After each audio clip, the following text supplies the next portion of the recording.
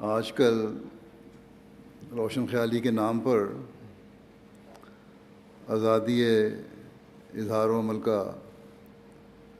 ایسا تصور پیدا ہو گیا ہے جو روشن خیالی کم اور اندھیروں کی طرف لے جانے والی زیادہ ہے۔ ایسا تصور ہے جو مصنوعی اور سطحی، جس کے فوائد اور نقصان کا موازنہ کرنے کی تکلیفی گوارہ نہیں کی گئی۔ اس نام نہاد آزادی اور روشن خیالی کے بعض پہلوؤں کے فوائد کے بجائے نقصان زیادہ ہیں۔ یہ دیکھا ہی نہیں جا رہا کہ روشن خیالی اور آزادی اظہار و عمل کے نام پر ہم اپنی نسل کے مستقبل داؤ پر لگا کر خود بھی اندھیروں کی گھاٹیوں کی طرف بڑھ رہے ہیں اور اپنی نسل کو بھی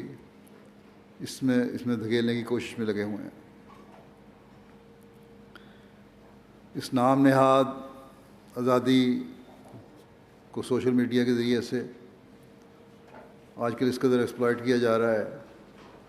اس کی تشہیر کی جا رہی ہے، غلط رنگ میں پیش کیا جا رہا ہے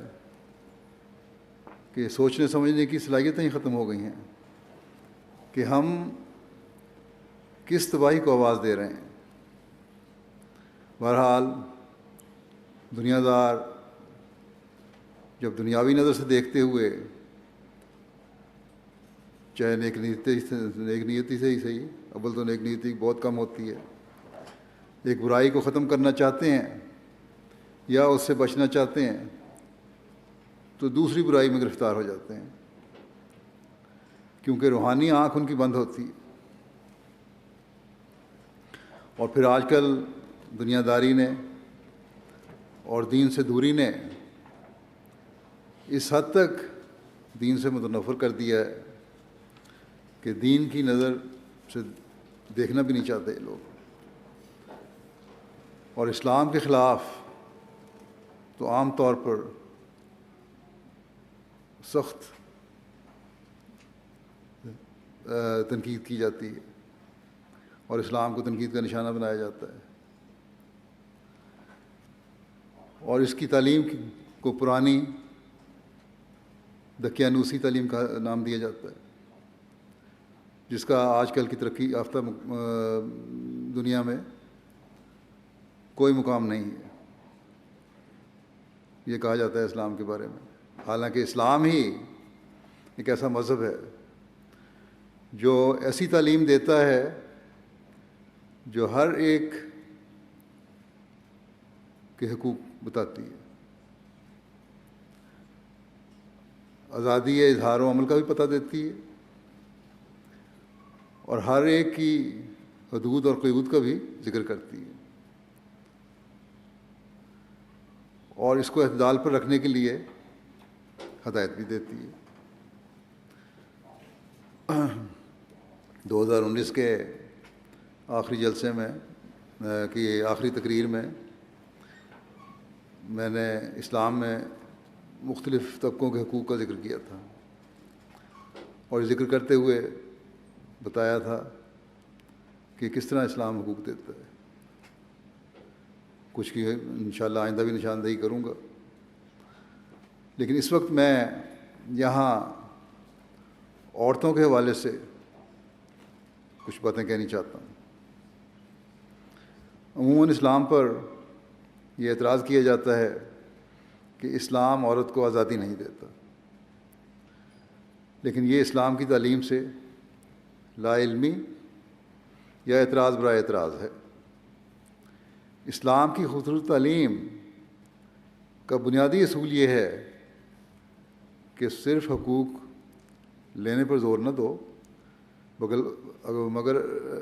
بلکہ اگر معاشرے میں امن اور سکون کی فضا پیدا کرنی ہے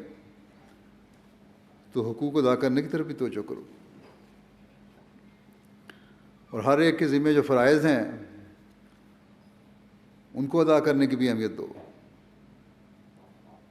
تبھی حقیقی امن اور سلامتی کی فضا قائم ہو سکتی ہے، جو اگر ہر طبقہ کے حقوق اختیارات کو واضح کرتی ہے تو ان کی ذمہ داریوں کی بھی بات کرتی ہے۔ عورت کو صرف یہ نہیں کہتی کہ تم اپنے حقوق حاصل کرو، بلکہ اپنے مقام کو سمجھنے اور غلط چیزوں سے بچنے کے لیے بھی ہوشیار کرتی ہے۔ بس یہ وہ سموئی ہوئی تعلیم ہے جو حقیقت میں ہر طبقے کے حقوق قائم کرنے اور آزادی عمل و اظہار کی ضامن ہے۔ بس اس تعلیم کا نہ کوئی اور دینی تعلیم مقابلہ کر سکتی ہے، نہ ہی کوئی دنیاوی تعلیم اور قانون مقابلہ کر سکتے ہیں۔ جیسا کہ میں نے کہا کہ اس وقت میں ان باتوں کے بارے میں عورتوں کے حوالے سے بات کروں گا جو اسلام میں عورت کے مقام کو ظاہر کرتی ہیں اور ان کے حقوق کا پتہ دیتی ہیں۔ اللہ تعالیٰ نے بے شمار جگہ عورتوں کے بارے میں احکامات دیے ہیں، اور پھر ان کا عملی اظہار حضرت صلی اللہ علیہ وسلم کی زندگی سے ہمیں ملتا ہے کہ کس طرح حضرت صلی اللہ علیہ وسلم نے عورت کی عزت قائم فرمائی، اور پھر اس زمانے میں کس طرح حضرت مسیح موعود علیہ الصلوۃ والسلام نے ہمیں عورت کی عزت اور اس کا احترام پیدا کرنے کی طرف توجہ دلائی۔ اور جب ہم ان باتوں کو دیکھتے ہیں جو عورت کے متعلقہ حقوق کے بارے میں قرآن کریم میں بیان ہوئے ہیں، اور پھر حضرت صلی اللہ علیہ وسلم کے عمل اور ارشادات سے ان کی وضاحت ہوئی، اور پھر حضرت مسیح موعود علیہ الصلوۃ والسلام نے بیان فرمائے، اور اس کی روشنی میں خلفاء نے بھی مختلف اوقات میں بیان کیے، تو پھر اس کی کوئی وجہ نہیں رہتی کہ کسی احمدی عورت کے دل میں مذہب کے مخالف لوگوں کی باتیں سن کر یہ خیال گزرے کہ اسلام میں نعوذ باللہ عورت کے حقوق کا خیال نہیں رکھا گیا۔ حضرت مسلم موعود رضی اللہ عنہ نے سورہ کوثر کی تفسیر میں عورتوں کے جو حقوق اسلام نے دیے ہیں وہ بیان کیے ہیں۔ قرآن کریم کی تعلیم کی روشنی میں یہ واضح کیا کہ جو حقوق عورت کے قرآن کریم نے قائم فرمائے ہیں اس سے پہلے کسی شریعت میں نہیں تھے، بلکہ کہنا چاہیے کہ کسی دنیاوی قانون میں بھی نہیں تھے۔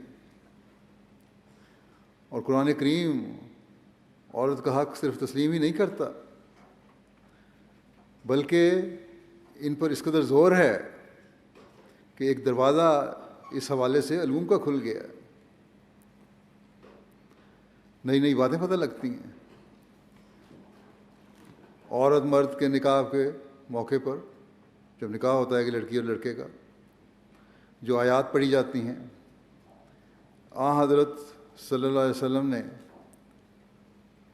اس میں ایسی آیات منتخب فرمائی ہیں جن میں عورت کے حقوق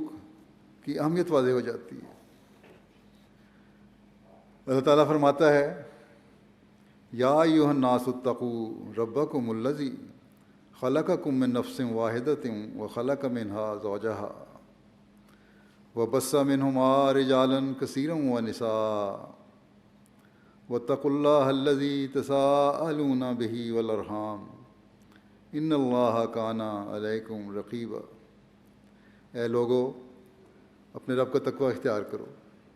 جس نے تمہیں ایک جان سے پیدا کیا اور اس سے اس کا جوڑا بنایا، اور پھر ان دونوں میں سے مردوں اور عورتوں کو بکثرت پھیلا دیا، اور اللہ سے ڈرو جس کے نام کے واسطے دے کر تم ایک دوسرے سے مانگتے ہو، اور رحموں کے تقاضے کا بھی خیال رکھو، یقیناً اللہ تم پر نگران ہے۔ بس یہ واضح فرما دیا کہ مرد اور عورت نفس واحدہ سے پیدا ہوئے ہیں، یعنی ایک ہی جنس سے ہیں۔ گو مختلف صنف ہیں، ایک مرد ہے ایک عورت ہے، لیکن جنس ایک ہے.